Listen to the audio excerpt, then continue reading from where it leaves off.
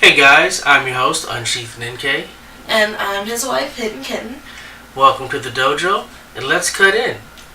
So, recently, as we said in our previous video, the network beta test for Soul Calibur 6 came out. We were really excited to play it, and so this video we're going to give you some of our opinions on what happened and what we liked and what we didn't like, and maybe some solutions to try to fix those things. So, some of the pros were, one, the game is absolutely gorgeous in my opinion. The Unreal Engine is really great for this game. And Ivy is hot as ever. Oh my god, she is. Everyone is looking crisp and clean. The game mechanics, love it. As well as the actual match flow, the speed at which the game plays, it feels very smooth. It doesn't feel to be any hiccups. So, the momentum you gain when you're playing a character, you'd say mechanically is pretty nice. It flows well. It flows well. It's very reminiscent of Soul Calibur's like 2 and 3, where the gameplay felt very smooth. It's not nearly as slow as say Soul Calibur 4 or even 5. So Would you say the controls were kind of similar to 2 or 3 that you recall, or they were different? The hardest thing is just getting used to reversal edge. That's going to be the biggest thing. It just because I'm so used to BG being a grab. So just remembering that, oh yes, BG, reversal edge, BG, reversal edge. Just gotta kind of hound that in my mind. And that actually goes into one of the cons that I had with the network test, in that there's no practice mode. Right. Real quick, just for some of the people who may not have gotten the chance to play, could you just explain what reversal edge is a little bit? Yeah, certainly. So if you haven't found by now, reversal edge is a parry mechanic that your character will hold a stance, and any attacks that hit the character while they're in the stance while you're holding reversal edge will be parried. It is broken by low attacks, break attacks which have the blue lightning, as well as unblockable attacks which have the fire. But aside from those, it will parry all attacks, and then you will release it. Your character will then proceed to attack, which will then put you in a little, I guess we'll call it mini cutscene, which will bring you into a rock, paper, scissors situation, where even if you're the one that was hit with reversal edge, you still have a chance to come out on top. So that's an interesting new mechanic. I can say when I was trying my couple rounds that I got in, I was not very good at it, and I didn't quite understand it. So getting back to the need for a practice mode, which would have really helped that issue of mine. Well, for me personally, I guess I do have some legacy knowledge, but I'm very rusty. I'm not at top form, but what I would have liked to have seen, even if we don't have access to the traditional practice mode, which we will have when we get the full game, I would have liked to have seen a kind of room practice mode online, similar to Tekken 7. That would also give us something to do while we wait, instead of just having to sit there for 6 hours. Yes, I'm not kidding you. 6 hours just waiting for connecting.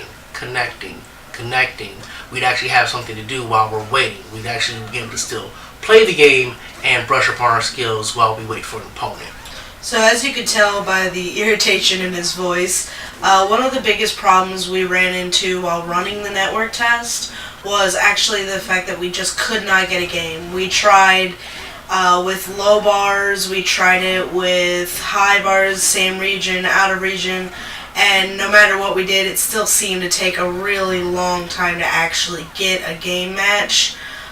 So that practice mode would have really been beneficial in my opinion as well. It would have given us something to do, and I had some matches that were kind of hit or miss. Like there were times where I got like a couple matches back to back, and that's not even from rematching, just like I would search and then get a match within a minute, and then other times, like I said, I'd have to wait 6 hours. So the consistency, granted, yes, this is a beta, so I'm not gonna throw too much shade, but the consistency could have been better. This is something that I'm gonna use to segue into my next talking point, which is the server issues. I don't really think there are servers. This is a game that I feel would benefit from dedicated servers. I think it needs it, because the lag that I experienced just from the frames to the button input was horrendous, and some matches were unplayable. And actually, we spoke with a couple of our friends as well, just to see how their experience was playing with the lag and seeing if they had it as well. And unfortunately, they had 100% response as yes. So there's definitely some lag issues. I think, like he said, a dedicated server is going to really benefit Soul Calibur at this point. And if they don't do it, I just kind of feel like that's a little silly. Now, Nenke, do they give dedicated servers to Tekken? Now, granted, I'm not a big Tekken player. I really only played the story just because I had to see what happened to Heihachi. But as far as I know, from what a couple of my friends that have played Tekken have told me, it does appear that they have dedicated servers, but don't take my word for it.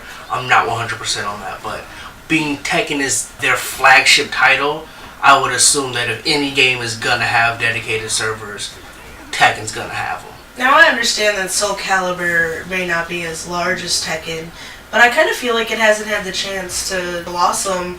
Soul Calibur 5, they shared servers with Tekken as well, right? That was what I heard, yes. That would be what explained that game's horrendous lag. So I'm just really, really hoping and praying that that lag that you're talking about from Soul Calibur 5 doesn't enter into Soul Calibur 6 with the game's original, official release. It could also be that Soul Calibur 5's netcode, whether or not they had dedicated servers and or shared them with Tekken, it could also be that their netcode was bad. I'm not entirely sure, but it felt terrible. So, we went over some of the things we liked, we didn't really like.